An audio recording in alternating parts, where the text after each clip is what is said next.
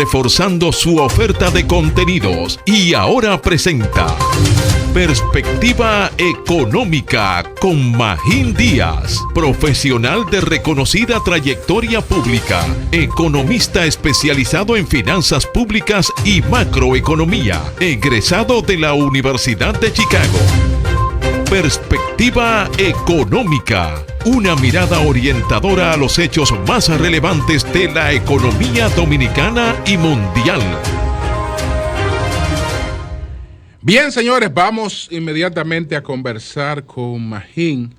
La semana pasada, el gobernador del Banco Central ofreció unas declaraciones en las que está planteado que ya hay un crecimiento económico, no solo un rebote, porque dice el Banco Central de la República Dominicana que de acuerdo con las cifras preliminares del indicador mensual de actividad económica, el IMAE, en el mes de abril se registró una expansión extraordinaria de 47.1%. Este resultado sin precedentes no solo compensó la caída de 29.8% en el 2020, sino que superó el nivel de ese mismo mes en 2019 cuando no había pandemia. Entonces, vamos primero con esta información, Magín. Adelante. Bueno, sí, como tú dices, el gobernador dio los datos, eran datos esperados. Que la economía creciera mucho en abril no es una sorpresa porque estamos comparando con un mes del año pasado que muchos sectores estaban cerrados, algo que nunca había pasado. Entonces, eso es lo que se llama rebote estadístico. Pero la buena sorpresa, digamos, es que muchos sectores y la economía en promedio, si la comparamos con el 2019, pues ha recuperado los niveles de abril del 2019 y eso es bueno. Yo creo que siempre es bueno ver los datos históricos, ¿verdad?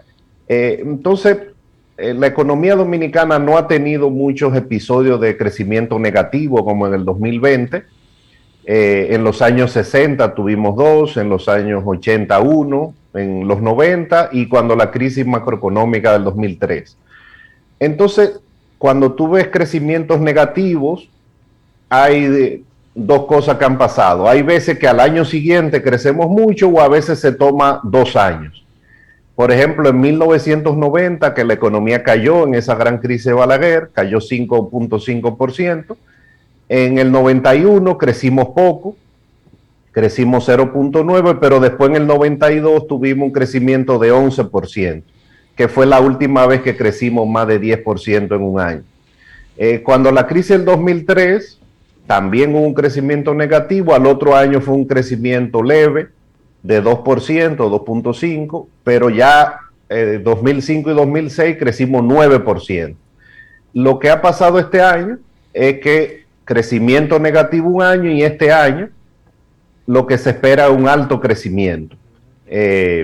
Si todo sigue más o menos igual, obviamente con mucha incertidumbre por el tema del virus, pero claramente la economía, el gobernador dijo entre 7 y 8, hay analistas que están diciendo que va a crecer 10, vamos a ver qué pasa con el virus, pero claramente la economía al menos va a crecer 6-7%, aún haya cierres parciales en lo que queda de año, simplemente por el hecho de que hay sectores que estaban totalmente cerrados, que están funcionando, que no van a cerrar totalmente este año, algunos empujados por la economía norteamericana, como las exportaciones, la zona franca, etcétera.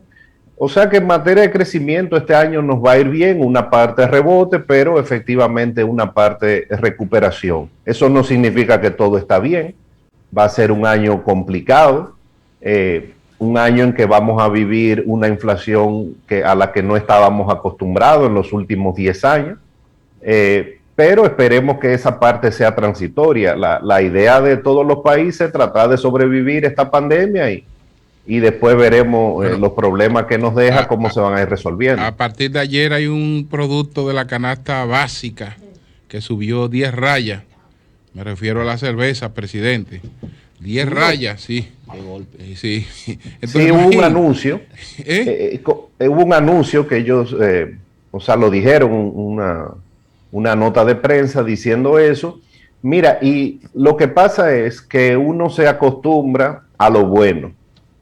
Y en los últimos 10 años no ha habido un aumento de precios como el que estamos viviendo. La última vez fue en el 2011, que durante varios meses la inflación estuvo entre 9 y 10%.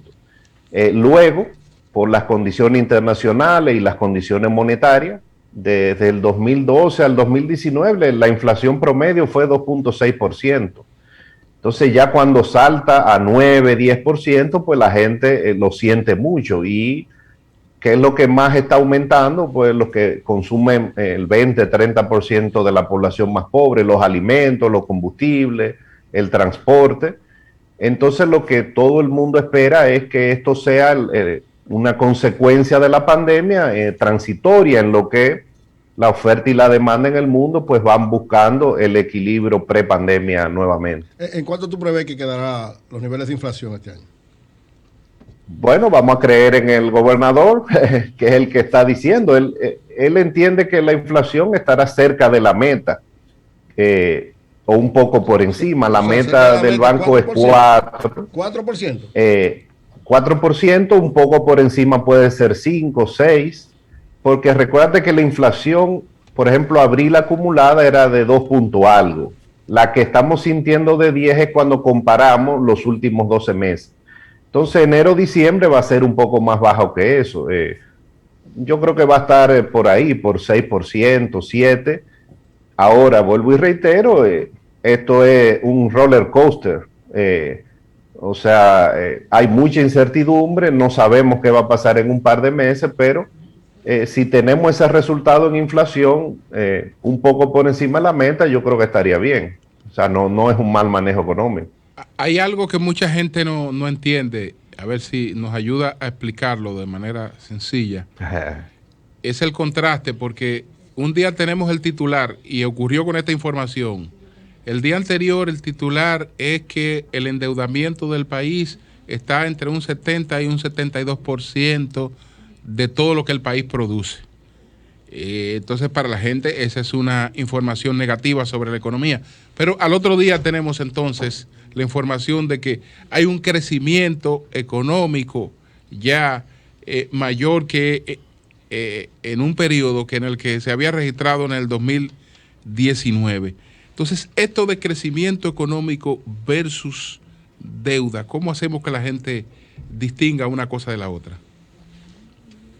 Bueno, el tema es que estamos viviendo algo que hace 100 años no vivíamos. El año pasado, por ejemplo, y creo que fue el primer programa que yo tuve, analizando el crecimiento del año 2020, creo que el 85% de los países tuvieron crecimiento negativo. Eso nunca había pasado. Cuando se habla, por ejemplo, de la gran crisis internacional del 2008, esa fue una crisis de los 10 o 12 países más desarrollados. O sea, tenemos que ir a la Segunda Guerra Mundial, a la gran recesión de 1929, 1930, para encontrar un periodo tan complicado donde una crisis de salud te ha provocado, primero, una crisis de oferta, porque tú le dijiste a todo el mundo que dejara de producir. Luego se creó una crisis de demanda, la gente perdió su empleo, y no hubo más remedio que endeudarse. Entonces, va a ser un año, como yo dije, fíjate que yo dije eso mismo, pero con respecto a la inflación, va a ser un año que vamos a crecer mucho, pero que también los precios están subiendo. En gran parte algo fuera del control del Banco Central, porque es por lo que está pasando en los mercados internacionales.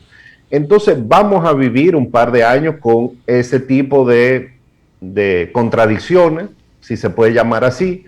La economía crece, pero la gente está sintiendo que los precios están subiendo, con mucho crecimiento, pero entonces con una deuda en términos nominales que va subiendo en dólares porque los gobiernos tienen que gastar más. Por ejemplo, ahora el gobierno anunció que va a extender hasta el mes de julio los programas, por lo menos para el sector turismo, los programas de asistencia.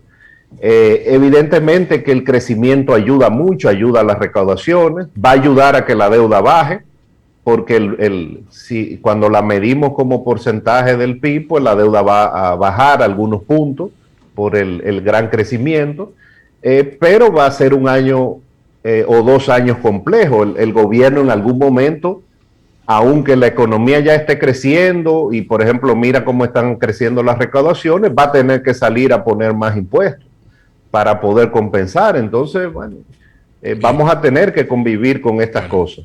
Pues gracias a Magín. Mientras conversamos, recibo la información del ingeniero Teodoro Tejada, que me dice que el atado de varillas que ya había subido, Sí, que señor. costaba 62,000 pesos, había subido ya con los 62,000 pesos. Ahora está 10,000 pesos más. 10,000 pesos más. 10,000 pesos subió ayer. 72,000 pesos, 10,000 pesos de un tablazo para el atado de varillas, que ya había subido. Bueno, pues gracias, Magín. Bueno, muchas gracias. cómo no. Gracias a ustedes. Bendiciones para ti. Cambio y fuera.